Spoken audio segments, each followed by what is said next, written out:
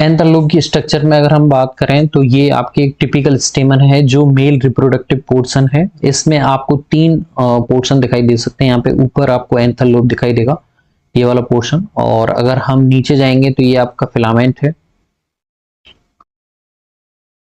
ये आपका फिलामेंट है, ये वाला पोर्शन, और ये जहां से एंथर लोब से अटैच होता है इसे आप बोलते हैं एडेसिव टिश्यू या फिर यूजी ऊतक। ठीक है, और ये आपको एक जो पराग कोश में अगर आप देखें तो यहाँ पे आपको एक साइड में दो पालियां दिखाई देंगी, टोटल आपको इस तरह से चार पालियां दिखाई देंगी। ठीक है, तो यहाँ पे आप देख सकते हो दो पालियां आपस में जुड़ी हुई हैं। लाइन ऑफ डेहिसेंस नामक एक स्ट्रक्चर आप दिखाई दे रही है आपको ऊपर से नीचे तक। ठीक है, तो ये स्ट्रक्चर है। अगर मैं इसे थोड़ा सा आपको इधर से बताने की ट्राई करूं तो जैसे मान लीजिए आपका पालीनुमा स्ट्रक्चर है और इस तरह से। ठीक है, ये आपका परागकोश है, ऊपर वाला पोर्शन परागकोश जिसे आप बोलते हैं एंथर लोब। ठीक है, नीचे वाला पोर्शन जिसे आप बोलते हैं पुतंतु या फिर फिलामेंट, और ये बीच में जो पोर्शन है इसे आप बोलते हैं एडेजिव टिश्यू यूजी ऊतक। अब यहाँ पे एक जो आपको आवृत बीजियों में ज्यादातर कैसे देखने को मिलेंगे, द्विपालित बाइलोब्ड पुंकेसर आपको दिखाई देंगे, और एक पाली में दो आपको क्या दिखाई देंगे,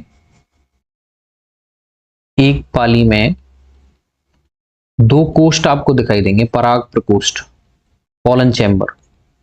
ठीक है, तो इस तरह से टोटल आपको दो पालियों में कितने हो गए, चार पॉलन चैम्बर आपको दिखाई देंगे। तो स्ट्रक्चर आपको कुछ इस तरह से दिखाई देगी। ठीक है, और बीच में जहां से दोनों पालियां आपस में जुड़ती हैं उस स्ट्रक्चर को क्या नाम दिया हमने, लाइन ऑफ डेहिसेंस।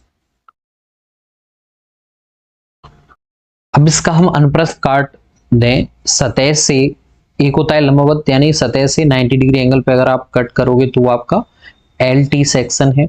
एक होता है TS सेक्शन यानी कि सतह के आप समानांतर अगर आप से 0 डिग्री एंगल पे कट कर रहे हैं तो वो आपका अनुप्रस्थ काट है। ठीक है, तो यहाँ पे अगर हम जाएं हमारी NCERT में तो आपको दिखाई देगा प्रत्येक जो परागकोश है वो कैसा होता है, आवृत बीजी में द्विपालित होता है। प्रत्येक पाली में दो कोष्ठ होते हैं, अर्थात ये द्विकोष्ठी होता है।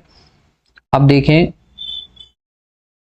परागकोश एक चार दिशीय चतुष्कोणीय संरचना होती है जिसमें चार कोनों पर लघु बीजाणुदानी समाहित होती है। प्रत्येक पाली में ये दो होते हैं। ये लघु बीजाणुदानी आगे विकसित होकर पराग पुटी या फिर जिसे आप बोलते हैं पॉलन सेक्स बनाती है, और एक अनुलंबवत एक परागकोश की लंबाई तक विस्तारित होते हैं और परागकणों से ठसाठस भरी रहते हैं। अब देखिए हम लघु बीजाणुधानी की संरचना देखें तो एक अनुप्रस्थ काट में एक प्रारूपी जो लघु बीजाणुधानी होती है,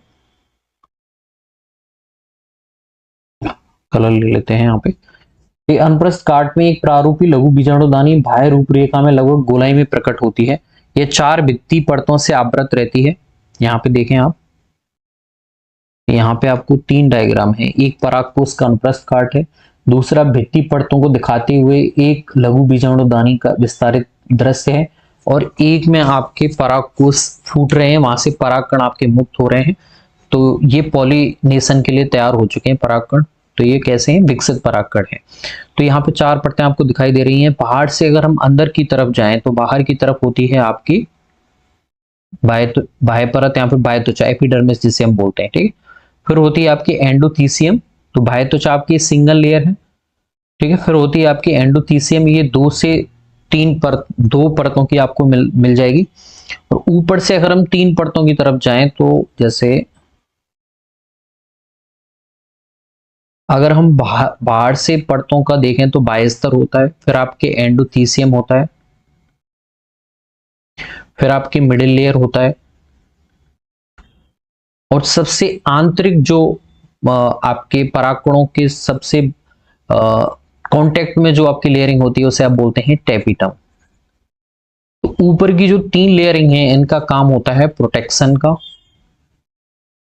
और जो नीचे वाली टेपिटम लेयर है इसका नाम न्यूट्रिशन लेयर इसे आप बोल सकते हैं, इसका काम पोषण प्रदान करना होता है। ठीक है, तो ये आपको पोषण देगी किसको, परागकण को। ठीक है, तो परागकण से अगर आपसे पूछा जाए क्वेश्चन में सबसे समीप में कौन सी लेयर है तो वो टेपिटम है, और इसका काम होता है पोषण प्रदान करना।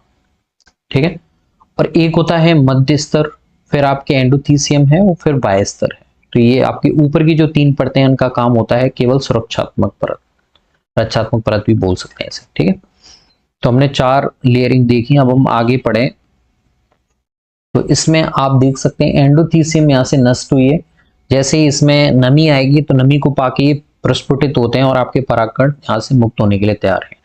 और टेपिटम के बाद में आपको ये जो रेड कलर से दिखाई दे रहे हैं, ये किसमें है, लघु बीजाणु मात्र कोशिका में है। और यहाँ पे जैसे परिपक्व होंगे तो आपके ये मुक्त हो जाएंगे। हम थोड़ा सा इसमें पढ़ें। तो जब एक परागकोश अपरिपक्व होता है तब घने सुसंबद्ध सजातीय कोशिकाओं का समूह, जिसे बीजाणुधानी ऊतक कहते हैं, लघु बीजाणुधानी के केंद्र में स्थित होता है। फिर आगे लघु बीजाणु जनन है। तो इसमें देखें लघु बीजाणु जनन यानी परागकणों का निर्माण। तो जैसा कि बीजाणु जन ऊतक की प्रत्येक कोशिका एक लघु बीजाणु चतुष्ट की वृद्धि करने में सक्षम होती है। प्रत्येक कोशिका एक सक्षम पोलन क्या होती है, मात्र कोशिका होती है। एक पराग मात्र कोशिका से अठसूत्री विभाजन द्वारा लघु बीजाणु के निर्माण की प्रक्रिया को लघु बीजाणु जनन कहते हैं। बीजाणुधानी नहीं कहते, उसे जनन कहते हैं। लघु बीजाणु के निर्माण को, ठीक है। गुरु बीजाणु वहां पे क्या होता है, आपके मादा युग्मक होता है, लघु बीजाणु नर युग्मक। जैसा कि लघु बीजाणु रचना के समय 4 कोशिकाओं के समूह में व्यवस्थित होते हैं, जिसे आप टेट्राड बोलते हैं, लघु बीजाणु चतुष्क, ओके। और उनकी भी संरचना अलग अलग होती है और कुछ तरह से आपको परागकण इस तरह से दिखाई देंगे। यहाँ पे आपके इलेक्ट्रॉन माइक्रोस्कोप का यूज किया गया है, ट्रांसमिशन इलेक्ट्रॉन माइक्रोस्कोपी का यूज करके आप इनकी स्ट्रक्चर देख सकते हैं। और आपकी शाखा होती है जिसमें बाह्य जो संरचना है इसके आवरण और अलंकरण का यूज किया जाता है डिफरेंट आपके प्लांट किंगडम को पहचानने के लिए। तो हमने यहाँ पे मेनली परागकोश में जो आपकी परतें हैं उनका बारीक से अध्ययन किया। बाहर की तरफ आपकी क्या है, बाह्य त्वचा है जो एक सिंगल लेयर की होती है। अंदर की तरफ एंडोथीसियम है जो 2 लेयर की मिल जाएगी। मिडिल लेयर भी 1 से 2 परतों की बनी होती है, जिन इन तीनों परतों का काम आपकी सुरक्षा का होता है। और सबसे अंदर होती है आपकी टेपिटम। और टेपिटम कैसी होती है, आपकी मल्टी न्यूक्लियस होती है, उसमें बहुत सारे न्यूक्लियस पाए जाते हैं। तो संघ कोशिका एक तरह से, और इसका काम क्या होता है, खुद को नष्ट करके खुद के अंदर जो संग्रहित पोषण है वो किसे प्रदान करना, पोलन ग्रेन को, परागकण को प्रदान करना, ठीक है।